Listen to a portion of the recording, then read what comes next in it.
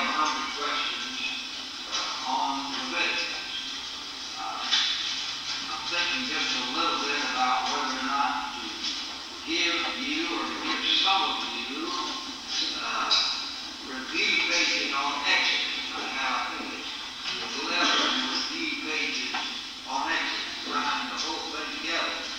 But in the past, when I've given them myself, I've just wasted money and wasted the pages because some of the students wrote things out and really, they just about 2 minutes a row and went on home. And didn't think it was worthwhile for it. But on the other hand, you have some who are really interested in it. I'll have to talk to Mr. Tim and Mr. Joe to find out just what to do on that. You know, one difficulty in our modern way of things, I don't know how the teachers here do these things. Often you just write true or false, yes or no. And one difficulty with that is if that's all you do, then you don't really learn more how to express yourself. And the University of South Carolina used to give the kind of exam that was graded by machine.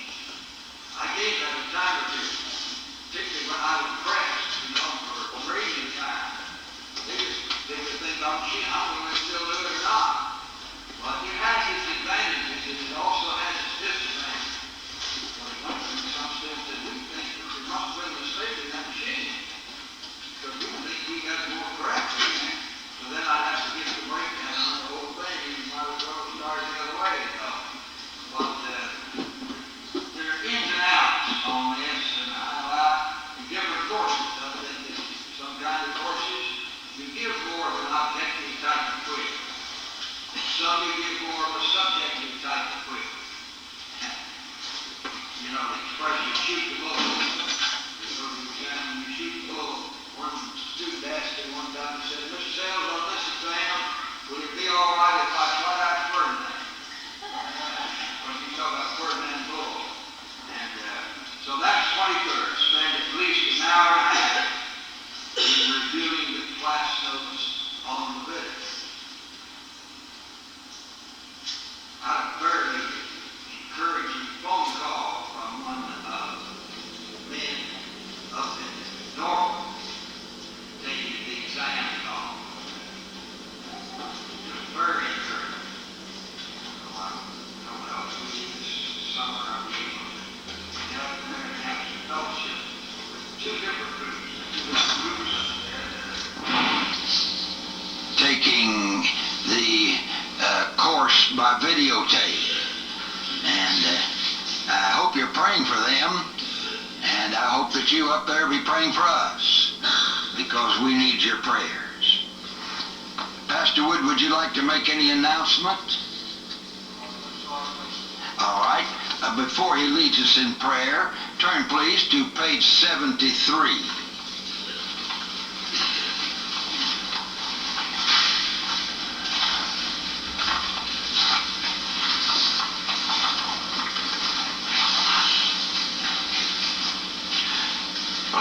Pastor Wood, please, to lead our prayer. Father, we do thank you again today for the class. Lord, I pray that this hour that we're right now in, that thou wilt give us a little revival. We ask it in Christ's sake. Amen. Amen. We closed last time on page 73 and one question on 74 about the law of the leper in chapters 13 and 14. Underscore, please, this opening statement, since more than twice as many verses are devoted to the law of the leper as to the story of creation. You know that these chapters must be very important in the story of redemption. The Bible's not the story of everything that happened. The Bible's the story of salvation. The Bible's story of redemption.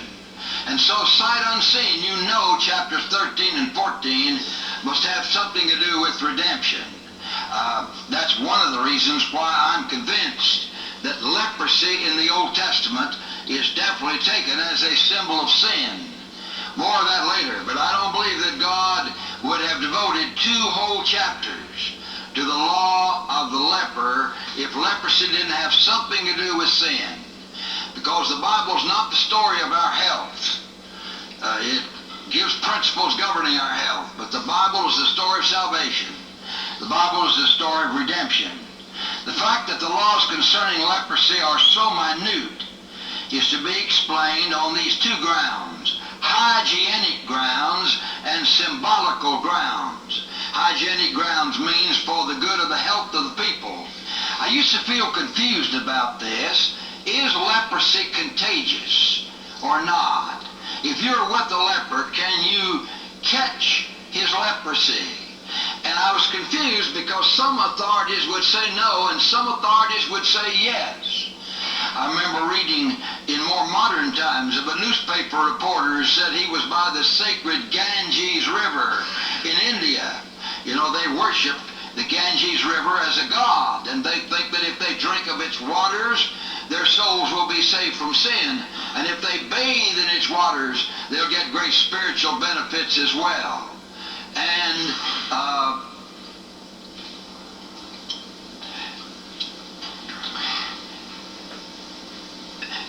this reporter said that some leper brushed by him.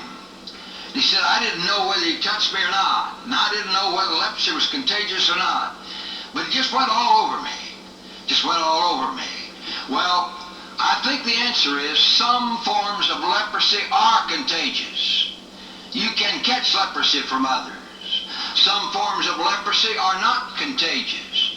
It seems to me that by the laws that God gives here, that some form of leprosy in Palestine in Old Testament and New Testament times was contagious because they had quarantine. You see, one part of the quarantine was a leper couldn't go to church. If he had leprosy, he couldn't go to church. That's, of course, meaning he couldn't go to the tabernacle, which was inside the camp. He had to stay outside the camp. And do you realize how far he had to stay? You know, when Israel was encamped around the tabernacle was in the center. 3 tribes on this side, on this side, on this side, and on this side. And the estimate is that the whole camp spread for 12 miles square. Now, that's not 12 square miles, but it's still a big distance. See, he had to stay outside of that. He had to stay outside of that. Today, people are saying, oh, it's so cruel if somebody has AIDS to quarantine him in any way.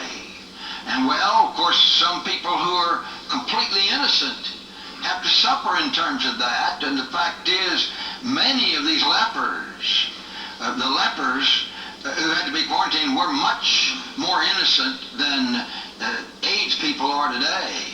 Most of AIDS comes from sin. Most of leprosy didn't come from sin, but they still had to be quarantined. I remember in my childhood days when I was in grammar school, my sister had diphtheria. We were quarantined. For 6 weeks I couldn't go to school. Boy, I thought that was going to be wonderful. But man, when the 6 weeks were up and I went back to school, I just almost ran back to school because that quarantine wasn't too good. But you see, we've gone downhill so much, and one main way in which America has gone downhill is that there's no longer the old-time restraint upon unrighteousness. You see, God's called every individual Christian to exercise a restraint upon unrighteousness. What about the blue laws? Well, some folks say they ought to be called blue laws because they make you feel blue. That on Sunday you can't do certain things and all. Do you realize that in Philadelphia for many years they couldn't play Sunday baseball? And earlier than that, that was really before my time. I was born in 1910, and the big leagues began somewhere around 1870, I think it was. And some of those big teams, I think even in New York they couldn't play Sunday baseball for a while. But the main one in my life was Philadelphia. They had the blue laws, and then finally they got rid of them. Somebody said, well, you can't legislate righteousness. No, but you can exercise a restraint upon unrighteousness. And we have much less restraint upon unrighteousness today than we used to have. I thank the Lord that in my teenage years, when I was growing up, there was much more of a restraint upon unrighteousness than there is now. And so you keep that in mind as you go through these different laws of the Old Testament. All right, on hygienic grounds, did you notice how detailed were the instructions about leprosy? The detailed instructions show how serious leprosy was. You may want to copy this and you may not. But verses 1 to 17 describes leprosy rising spontaneously. It just rose spontaneously without any seeming reason for the leprosy. Verses 1 to 17. And then verses 18 to 23 describe leprosy rising out of a boil. If you have a boil, you have to be careful because that leprosy can come out of the boil. Verses 18 to 23. Then verses 24 to 28 describe leprosy rising out of a burn.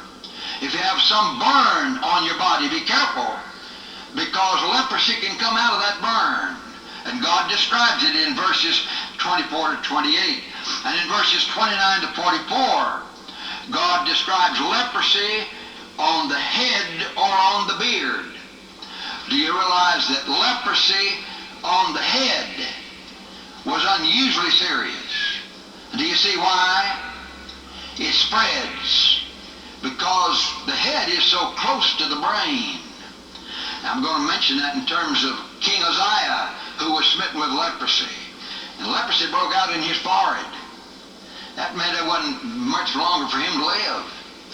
He was going to die as a leper pretty soon. Because, you see, that leprosy on his forehead was so close to the brain. All right, on hygienic grounds, somebody might say, well, it really was bad to segregate the leper, have him way out here, away from people.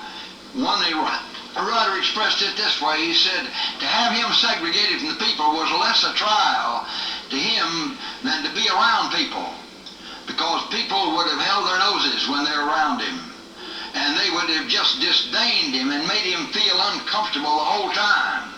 So really, it was merciful to have the leper segregated and quarantined from the rest of the people. Now we come to the main thing. Leprosy is to be explained on symbolical grounds.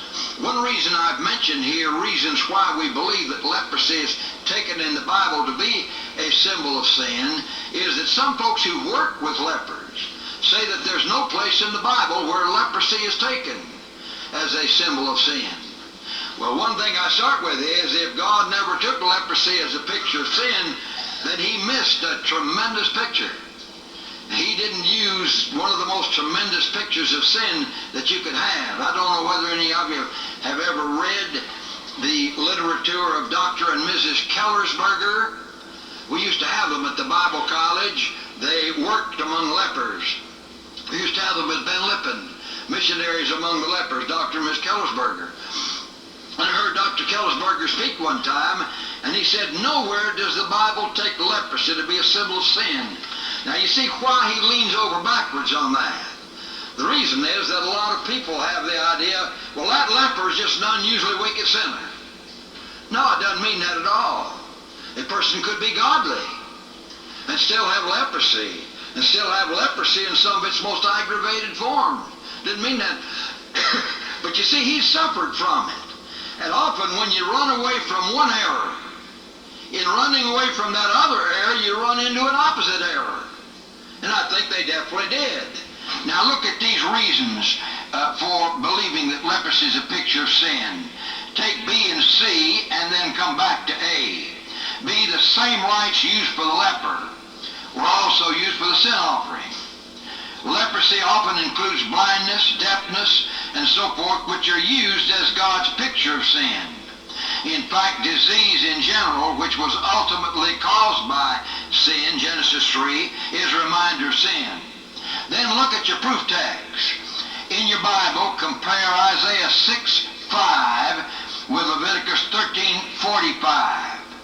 And compare Jude 23 with Leviticus 13:52 to 57 and the verses in chapter 15. Isaiah 6:5 says, in the year that King Uzziah died, that's 6:1, I saw the Lord. Then cried I, woe is me, for I am a man of unclean lips, and I dwell in the midst of a people of unclean lips. did he mean that he told a lot of dirty stories? That could have been included, but that isn't the thing he's talking about here. I'm a man of unclean lips, and I dwell in the midst of a people of unclean lips. What he meant was, I'm a leper. Now you see, chapter 6, verse 1 says, in the year that King Uzziah died, I saw the Lord. In your notes, I just want you to write 2 Chronicles 26. 2 Chronicles 26 tells us of King Uzziah, U-Z-Z-I-A-H. He's also called King Azariah, A-Z-A-R-I-A-H. He ruled for 52 years, and his reign was one of the most prosperous of all reigns in the history of the southern kingdom of Judah. Ruled 52 years. And towards the end of his reign, he usurped the office of priest. He did what only the priest was supposed to do. He went into the holy place. And when he went in, the Bible says 80 horrified priests accompanied him. Must have been a big place there. You see, that's in the temple. The temple was a whole lot larger in its different parts than the tabernacle. And 80 horrified priests went. And then they looked at his forehead. And leprosy had broken out in his forehead, and he had to be quarantined. He had to move out of the king's palace in a separate place, and he died not long after that. See, one reason it was so serious was in his forehead. Usually leprosy doesn't begin there.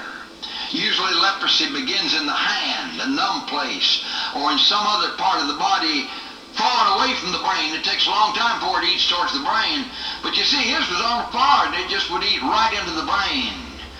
And then, in the year that King Uzziah died of this awful leprosy, I saw the Lord and I cried, woe is me. Now, Leviticus 13:45 shows that that was the cry of the leper. He was to cry, unclean, unclean, and he was to cover his lips. Usually the way they did it was they put a black cloth on the lip of the leper. And if you saw somebody with a black cloth on his lip, you'd know he had leprosy, and you'd stay away from him because you're afraid. You see, somebody could be holier than thou in doing it. But you could also not want to catch that disease and pass it on to others. You know, a preacher would need to be careful if he had somebody with leprosy, whether or not he's going to spread that disease. And people need to be very careful about that. And I want to tell you, that's one reason why you take a preacher often may stay away from some of these houses of ill fame and all. And I think generally speaking, you ought to stay away from them. Somebody says, but how's he going to win people to the Lord? There'll be plenty of opportunities God will give him without going there where he leads other people into houses like that and where he hurts his own testimony. People say, I saw him going into that house and coming out, and then he preaches holiness. You can see it's not wrong to shun physical disease, and folks, it's not wrong to shun spiritual disease either. Believe you me. The preacher said, well, I would never be tempted. Oh, nonsense. In my flesh dwelleth no good thing. In my flesh dwelleth no good thing. That's one reason so many preachers are falling into adultery these days. So many are. Because they're just not exercising a restraint upon unrighteousness in the lives of others, and they're not careful themselves. Sometimes when I meet wives, I just say, I'm praying that you wives will be jealous of your husbands. Some folks think that's the worst thing in the world you can say of a wife. Sure, there's a wrong way that she'd be jealous of her husband. I know a person said to me one time, now pray for that wife not to be jealous of her husband. I said, I won't pray it either. I won't pray it either. I'll pray that she won't be jealous of him in the wrong way. There's a jealousy that rises through suspicion, but there's a jealousy of love. And any wife who really loves her husband's jealous. Some husbands get into all sorts of trouble, and they wouldn't if their wives were jealous of them. And some folks think that's just the worst thing a wife can do, is to be jealous of her husband. In the wrong way, yes, it's bad. But there's a right way. And oh, how we need these precautions. And young people, young ladies, young fellows, you need to take every precaution. Don't run with the wrong crowd. Don't run with the wrong crowd. You just don't have any idea how easily you can be tempted and how easily you can lead others into temptation. Well, in Isaiah 6, Isaiah is clearly using leprosy as a symbol of sin. He's wearing that black cloth on his lips. And he's saying, woe is me, for I am a man of unclean lips. I'm a leper, and I dwell in the midst of people of unclean lips. I dwell in the midst of people who are lepers. Has anybody here ever visited a leper colony? Anybody here ever visited a leper colony? Oh, did you? From a distance? I didn't know you were in Vietnam during the war. They didn't shoot you then, huh? I'm thankful they didn't. I was about a mile away from a leper colony once, but I was up in the air in an airplane. It was out in Hawaii. I went out to see my sister in 1941. Left there just 6 months before Pearl Harbor, and she lived right there at Pearl Harbor. And I took an inter-island plane trip to some of the other islands. We didn't stop at Molokai, but we flew over Molokai. And so the guide just announced over the loudspeaker system, we're now flying over Molokai, where there is a leper colony. And you know, I just almost did this. See, I was way up a mile up in the air, but I just wondered whether or not those germs would come all the way up there or not. You know, you feel that kind of thing. But I want to tell you something. Palmetto is a leper colony. And any church you go to is a leper colony. You say, now hold on, they're Christians. But remember, when Isaiah said, I'm a leper, he was already a Christian. He's already a saved man. This wasn't his salvation. He's saved before that. And every Christian has leprosy. Don't you forget it. It's a leper colony. And that's why we need the Lord so much as we go through this earth.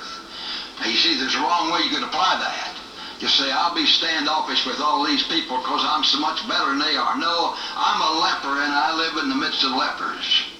And that's what Isaiah's saying. And he was a Christian when he said it.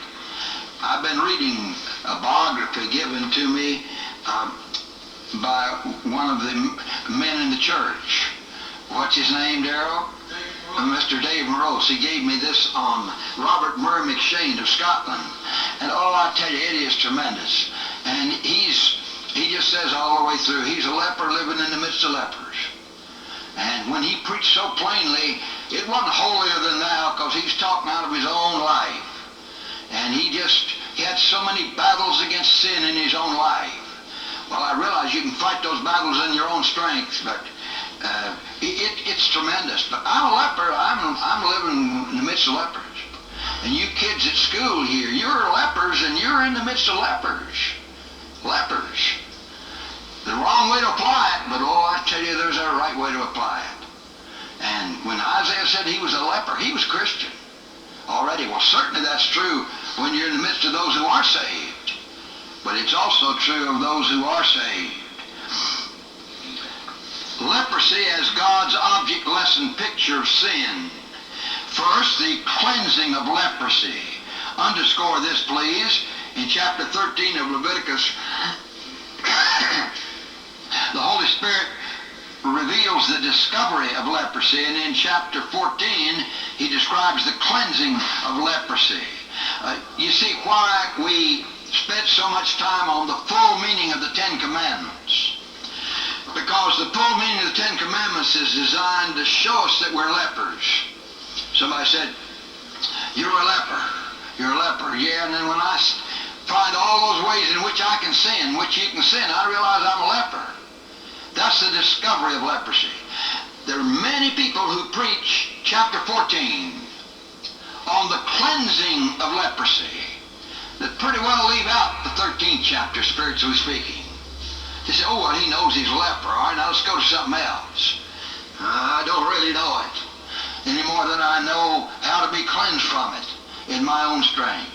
So here's the discovery of leprosy in chapter 13 and then the cleansing of leprosy. Now notice, chapter 14 doesn't have to do with the curing of leprosy. No. It's the cleansing after it's cured. Dr. Ironside is the one who gave me this. He has what I think is a wonderful comment on the 8th chapter of Matthew. The 8th chapter of Matthew tells of the cleansing of the leper. And then Jesus says to the leper, now go to the priest and do what the priests tell you to do. And Dr. Ironside imagines this leper who's been cleansed going to the priest. And the priests have never had to use that before at all. Dr. Ironside says that's the first recorded time in Jewish history when the 14th chapter of leprosy on the cleansing of the leper needed to be brought into play. Because nobody had been cleansed. You say, wait a minute now, Naaman the Syrian, 2 Kings chapter 5, yeah, but he was Gentile. He didn't have to go to Jewish priest. But this first time, Dr. Ironside had a wonderful way of making these Bible stories live. And he imagined the priests getting together in a huddle, and one of them said, hey, I don't know what to do. We've never done this before. And then they read carefully, well, here's what we're supposed to do. And they did it for the first time. First time in Jewish history where they needed Leviticus 14. God put it there hundreds of years ahead of time. To show the greatness of Christ. And you see, Christ is the first one to heal a Jew of leprosy and send him to the Jewish priest. Just emphasizing the fact that he's the Messiah, the Son of God. All right, chapter 13, the discovery of leprosy, and then chapter 14, the cleansing of leprosy. Not the cure of it. The cure of it's by a mighty miracle of God. As in 2 Kings 5, Naaman the Syrian, who was a Gentile. And then in the ministry of Jesus. Do you realize that in Christ's recorded miracles, as far as the record goes, he healed more individual cases of leprosy and of blindness than any others? Well, you call those about the two most hopeless. Blindness, how many people are blind and then made to see? And then leprosy, how many lepers are really cured? And all this emphasizes the greatness of Christ. From a careful reading of chapter 14, show how complete was God's provision for the cleansing of the leper. The law of the leper emphasizes this twofold message. Sin is foul, F-O-U-L, and atonement is full. I just love those two things together. I'll never realize that atonement, Christ's work on the cross for my sins, is full if I'm not willing to know that sin is foul. And in the cleansing of the leper, you have those two things. Sin is foul, F-O-U-L, and atonement is full. Let me mention 6 facts which show how complete was God's provision for cleansing the leper. The first is that all 5 offerings were used in cleansing the leper. Leviticus 14 verses 12 and 31. Leviticus 14 verses 12 and 31 automatically takes us back to the first 5 chapters of Leviticus. All right, let me review you a little bit for the exam. Now, you may find the exam on Leviticus a little bit harder than the one on Exodus. Don't rest on your laurels. We were pleased with the grades, but usually I find Leviticus a little harder. See, the 10 Commandments. I just asked you the 10 Commandments, and that's more or less elementary. A little bitty child can often learn the 10 Commandments. But you don't always teach a little child the offerings. Chapter 1, see if you can tell me. What's the offering in chapter 1? Don't everybody speak at once. Whole burnt offering. Chapter 2 of Leviticus, the meal offering. Not meat offering. King James is inaccurate here. Not meat offering, meal offering. Chapter 3, peace offerings. Chapter 4, sin offering. Chapter 5, trespass offering. All right, you learn that, I hope, in your review. All 5 of those offerings were used in the cleansing of the leper.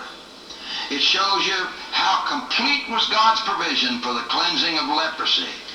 And it's just a little reminder of how complete is God's provision for the cleansing of my sinful heart. How complete is